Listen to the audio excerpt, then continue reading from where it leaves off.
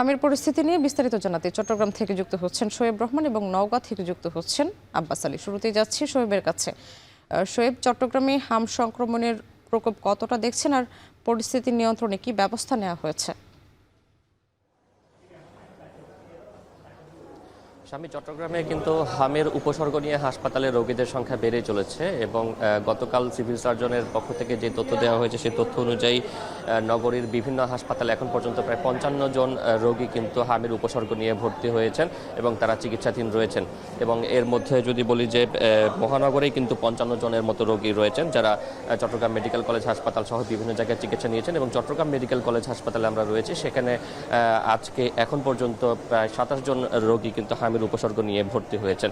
এবং গতকাল সকালে কক্সবাজার থেকে আসা একটি শিশু হামের উপসর্গ নিয়ে চট্টগ্রাম মেডিকেল কলেজ হাসপাতালে ভর্তি হয়েছিলেন এবং রাতেই তাকে আইসিইউতে নেওয়া হয় এবং সেখানে চিকিৎসাধীন অবস্থায় কিন্তু তার মৃত্যু হয়েছে। তবে তার মৃত্যু হামের কারণে হয়েছে কিনা সেটি কিন্তু চিকিৎসকরা নিশ্চিতভাবে বলছেন না। তারা বলছেন সেটি পরীক্ষা নিরীক্ষার মাধ্যমেই তারা কিন্তু সেই বিষয়টি বলতে পারবেন। এবং যেহেতু হামের একমাত্র নমুনা পরীক্ষাগার হচ্ছে ঢাকায় এবং সেই নমুনা পরীক্ষার কেন্দ্রে চট্টগ্রাম থেকে এখন পর্যন্ত 91 জনের নমুনা কিন্তু প্রেরণ করা হয়েছে, সেগুলো হাম কিনা সেটি নিশ্চিত হওয়ার জন্য।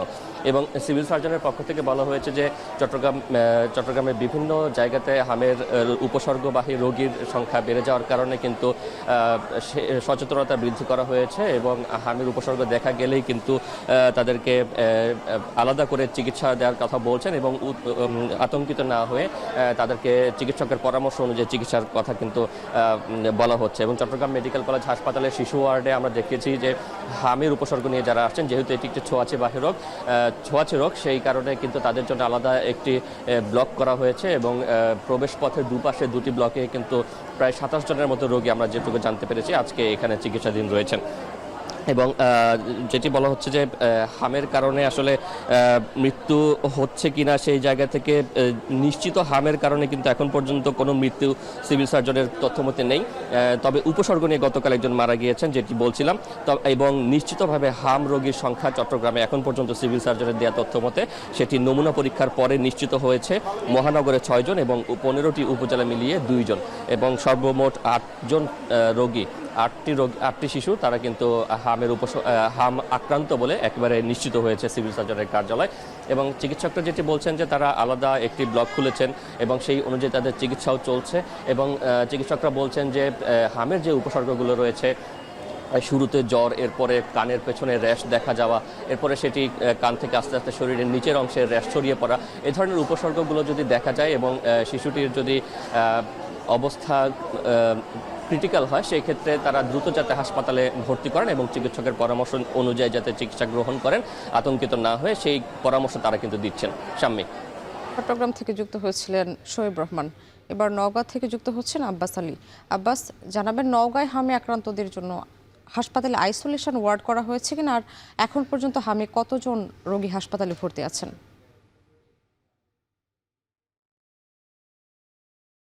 স্বামী, আপনাকে জানিয়ে রাখি যে আবহাওয়া পরিবর্তন জনিত কারণে ডায়রিয়া, নিউমোনিয়া এবং সর্দি কাশি সহ বিভিন্ন রোগে আক্রান্ত হয়ে শিশু এবং বয়স্করা হাসপাতালে চিকিৎসা নিতে ভিড় করছে। তবে গত এক সপ্তাহ থেকে উদ্বেগজনক হারে হাম রোগীর সংখ্যা বাড়ছে। আমি এখন অবস্থান করছি নওগাঁ 250 শয্যা বিশিষ্ট জেনারেল হাসপাতালের শিশু ওয়ার্ডের 5ম তলায়। এখানে আমি দেখেছি যে এখানে হাম রোগীর জন্য একটি হাম কর্নার চালু করা হয়েছে, যেখানে গত 3 দিনে 3 জন হাম রোগী শিশু এখানে ভর্তি হয়েছে। এবং অর্থাৎ বলা যায় যে অন্য যেসব শিশু রোগী রয়েছে তাদের তুলনায় এখানে বিশেষ চিকিৎসার ব্যবস্থা করা হয়েছে। যেহেতু এই ওয়ার্ডে 20টি সিট রয়েছে, কিন্তু এর বিপরীতে এখন পর্যন্ত 50 জন বিভিন্ন রোগে আক্রান্ত হয়ে ভর্তি রয়েছে এবং বেড সংকুলন না হওয়ার কারণে আমরা দেখেছি যে তারা বারান্দায় চিকিৎসা নিচ্ছে। যেহেতু ঠাসাঠাসি করে চিকিৎসা নিচ্ছে, যার কারণে যারা অভিভাবক রয়েছেন তাদের মধ্যে একটি শঙ্কা কাজ করছে যে এখানে যদি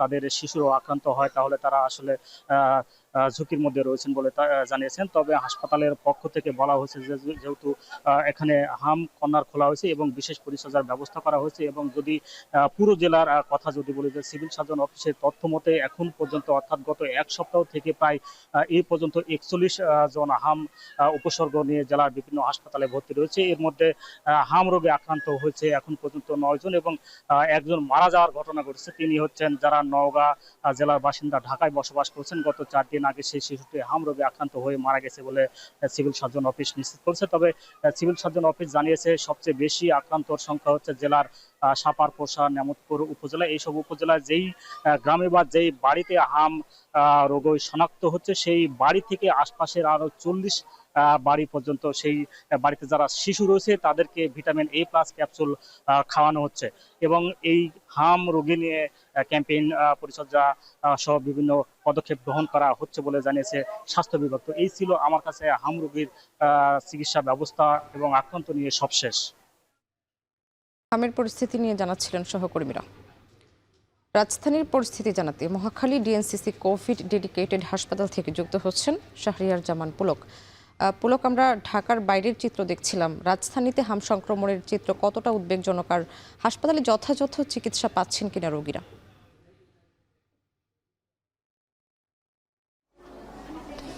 আমি প্রথমে একটু বলে রাখতে চাই যে হামের যে উপসর্গওয়ালা যে শিশুরা বা রোগীরা যেখানে আসছেন তাদের মধ্যে দুটি বিষয় আমরা লক্ষ্য করেছি। একটি হচ্ছে এই হামের যে বেশিরভাগ শিশুরা আক্রান্ত হয়েছেন তাদের কিন্তু বেশিরভাগই 9 মাসের নিচে, এবং এই আমরা যেটা জানি যে আসলে 9 মাসের যে কম শিশুরা যারা রয়েছে তাদের কিন্তু যারা শিশুরা রয়েছে বিশেষ করে তাদেরকে কিন্তু 9 মাসের যারা আসে তাদেরকে কিন্তু টিকা দেওয়া হয়। অর্থাৎ 9 মাসে একজন শিশুকে টিকা দিতে হলে তার আসলে 9 মাস হতে হয়, এবং সেই একটি যে বয়সসীমা, সেই বেশিরভাগ শিশুর বয়সসীমা আসলে 9 মাসের নিচে। আর একটি উপসর্গ যেটি আমরা দেখতে পাচ্ছি যে আমরা দেখতে পাচ্ছি বেশিরভাগ শিশুরই কিন্তু আসলে যারা হচ্ছে শিশুর পাশাপাশিও কিন্তু আমরা দেখতে পাচ্ছি যে বয়স্ক অনেক রোগীকেও আমরা দেখতে পাচ্ছি এখানে। এবং আমি যে বর্তমানে যে হাসপাতালটিতে রয়েছি সেই হাসপাতালে এখনও পর্যন্ত বেশিরভাগ রোগী কিন্তু ঢাকার বাহিরে থেকে এসেছে। অর্থাৎ আপনি যেটা বলছিলেন যে রোগীর যে চিকিৎসার ব্যবস্থাটি, সেই ব্যবস্থাটি আসলে এইখানে ভালো হওয়ার কারণে আসলে অনেক হাসপাতালে এখানে রেফার করা হচ্ছে। শুধু তাই নয়, ঢাকা শহরের যে অন্যান্য হাসপাতালগুলো রয়েছে যেমন শ্যামলী যে শিশু হাসপাতাল, এবং পাশাপাশি যে হাসপাতালগুলোতে আসলে হামের রোগীদেরকে ভর্তি নেওয়া হচ্ছিল সেই হাসপাতালগুলোতেও কিন্তু এই জায়গায় রেফার করা হচ্ছে, কারণ সেই সব হাসপাতালে এখনও পর্যন্ত তাদের রোগীর যে চাহিদা সেটি একদম পর্যন্ত পুরোপুরি যে ওয়ার্ডগুলো রয়েছে সেগুলো ভর্তি হয়ে গিয়েছে। এবং এখনও এই যে হাসপাতালটি রয়েছে, হাসপাতালটিতে সর্বমোট হামের যে রোগী সেটি সর্বমোট 302 জন শিশু ভর্তি রয়েছে। এর মধ্যে আজকে সর্বশেষ 24 ঘন্টায় সর্বমোট 68 জন শিশু এবং বিভিন্ন বয়সে যারা হামের রোগী রয়েছে তারা কিন্তু ভর্তি হয়েছে। এবং এখনো পর্যন্ত আমরা জানতে পেরেছি হাসপাতালটিতে আসলে হামের যে ওয়ার্ডটি, এই হামের ওয়ার্ডটি কার্যক্রম শুরু হয়েছে ঈদের আগে থেকে, এবং এখনো পর্যন্ত এই হাসপাতালে রোগী যে মৃত্যুবরণ করেছে একজন, এবং সেই যে রোগী যে ছিল সেটি আসলে বরিশালের বাসিন্দা ছিল বলে জানিয়েছেন যে হাসপাতালের কর্তৃপক্ষ। তো এই ছিল আমার কাছে স্বামী রাজধানীর কোভিড ডেডিকেটেড হাসপাতাল থেকে হাম বিষয়ক সর্বশেষ। মহাখালী থেকে যুক্ত হচ্ছিলেন শাহরিয়ার জামান পুলক।